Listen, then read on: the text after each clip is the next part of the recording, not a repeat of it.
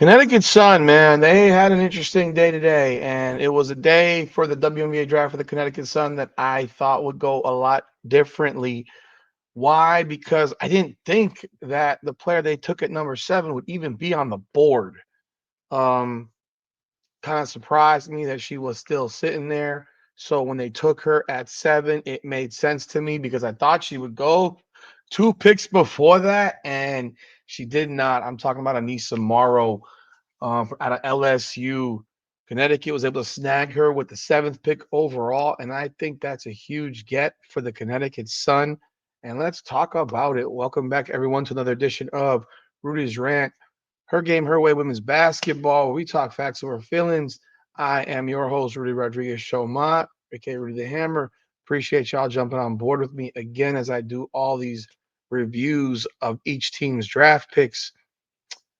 It was an interesting day to say the least. But again, thank you all so much for continuing to join me. Please be sure to like the video, subscribe to the channel, and hit that bell so you get all the up to the minute updates and leave a comment. The comments are the lifeblood of the channel. Appreciate y'all. Let's talk about this draft. I had Aneesah Morrow going number 5 to the Golden State Valkyries.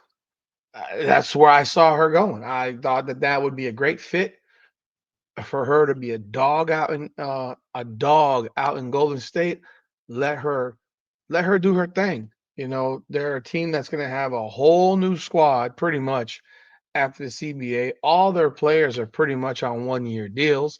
So what was the harm in bringing in a rookie like that to Golden State? I don't know what made them decide what they decided, but they let her go and they took Juste Joysti. I don't know how you pronounce her name, whatever, out of Lithuania. I'm not a fan of the European players. I think it's been made well known by now.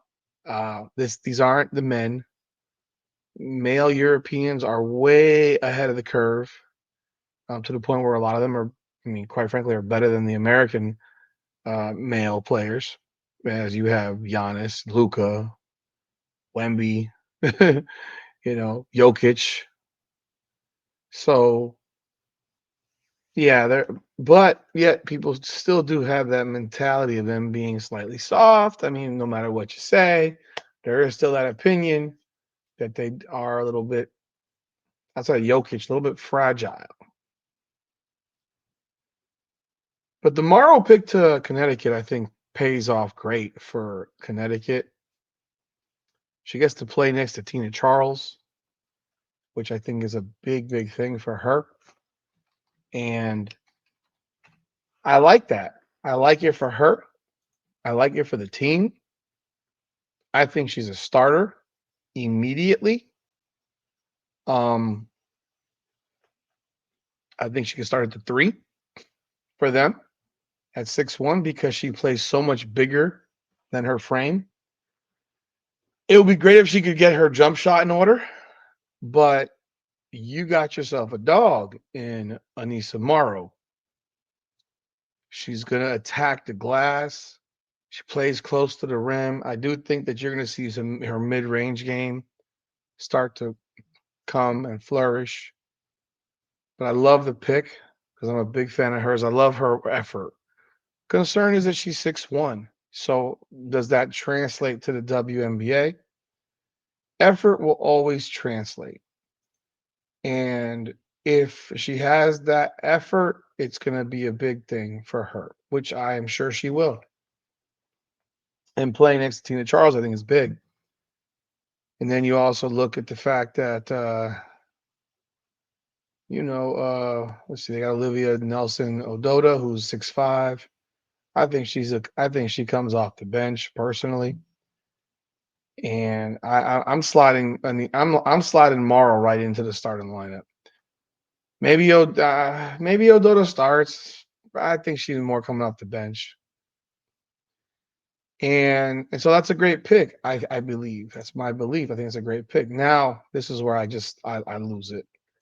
This Saniya Rivers pick just doesn't make sense. It doesn't make sense. I'm not here to shit on somebody. But this is a draft of picking the third best player on the team. I cannot imagine that any NBA team would have a first round pick in the top 12 and pick the third best player on a college basketball team in the top 12. It, it, outside of those crazy Kentucky years with John Calipari, where they would have Anthony Davis and I think was it Michael Kidd Gilchrist on that same team? Was Devin Booker on that team too? I believe he might have been on that same team. But let me actually check on that because I'm curious. There was a draft in which Booker was in the 15 draft, the 2015 draft, NBA draft. That draft had, sorry, it's Carl Anthony Towns, Willie Cauley Stein, Trey Lyles, Devin Booker. They were four of the top 13 picks. Now, Carl Anthony Towns was a beast. Willie Cauley Stein was a defensive guy. Probably was drafted way too high, in my opinion. Trey Lyles was drafted too high as well. Devin Booker was the stud of the draft for them. I mean, he might be the best. He's probably the best player in this draft. If you look at the draft, he absolutely is the best player from this draft. And he went fourth, but he went 13th overall. I mean, I'm still having nightmares over that the Miami Heat didn't take Devin Booker at 10 instead of Justice Winslow. But outside of those types of situations, it's not the same in the WNBA. It's just not. And in this situation, Cauley Stein was a 7'1" center. So you're looking at a different dynamic. Saniya Rivers is a 6'1" guard. A 6'1" guard who can't shoot. She's long, she plays defense, but she averaged 12 a game, 6.6 boards, 3.8 assists, 42% shooting, 27% from three. She's a career 39.5% from the field, a career 22.9% from three. I'm sorry, this is not a first round pick. And that's why she wasn't even in my freaking top 12 when I did my mock draft for the top 12. I don't get it. Her teammate was better than her, Aziaha James. Aziaha James is who I said the Connecticut Sun should draft. I actually had, where's my paper? I got shit everywhere. Where is that paper? You know, I had them drafting Sundell and James. Well, James first, then Sundell. Serena Sundell. I thought that would have been a great situation for both players. Looking at that roster that doesn't really have I mean, JC Sheldon, I guess, is the point guard. Lindsey Allen. Like, I think Sundell could have taken that job immediately from either one of them. And you got Marina Mabry. But overall, this pick doesn't do much to help this team. It doesn't do much. She's gonna come off the bench. She can't shoot the ball. Like, bro, you like this is not this is professional level basketball.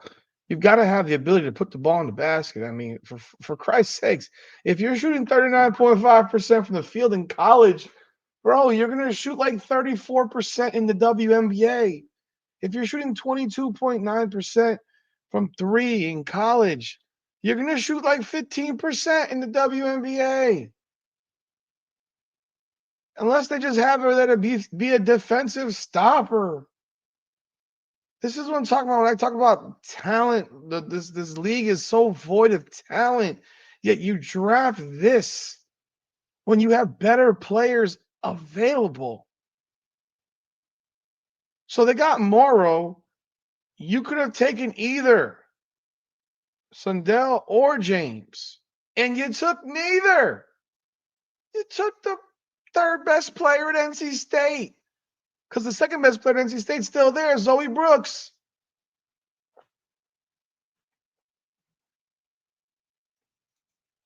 It makes no sense. Now you look at the second round, they got Raya Marshall. Now, Raya Marshall is not the greatest offensive player. Raya Marshall's a big ass girl. She's 6'4". She showed an ability to score in the Elite Eight when she had 23 and 15. She averaged 8 points, 8.5 boards, 48% from the field. I mean, she's had better scoring years than she did this year. I think she probably lost some time because of the fact that they brought in Kiki Irfin. But she's listed as a guard forward. I don't know how she's not a guard. She's 6'4" and she's huge. Um, but I think have her offensive skills evolved? Not really. But I do think she could go under Tina Charles again and learn from her and get better. She has a ceiling, but again, you got her with the last pick of the second round. That's a good situation. Like she was rated higher than that. I think she's in the right fit here. She's in the right fit. I do think she can fit this team. But then after that, that's their draft. That's their draft. I love Morrow. I think Morrow's great. The Rivers pick, I think, was terrible. I just think the Rivers pick was terrible. And I don't know. What are y'all thoughts? Because I think Morrow to them is a shock because I had her going earlier. I thought Golden State dropped the ball there. But what are your thoughts on this on Connecticut Sun? Rivers pick made no sense. They don't have scorers on this team. They got one shooter, Marina Mabrey. She's not a scorer. She's a shooter. You had a chance to get Aziaha James in this with that second pick with that second pick. You had a chance to get Aziaha James and you didn't. You chose her teammate, who's damn sure not better than her. But hey, that's what these teams do. Let me know your thoughts in the comments. Like, subscribe, follow, hit the bell, leave a comment. Let me know what you think. I really want to know what y'all think on this one because this one bugged me actually. This is Rudy's rant.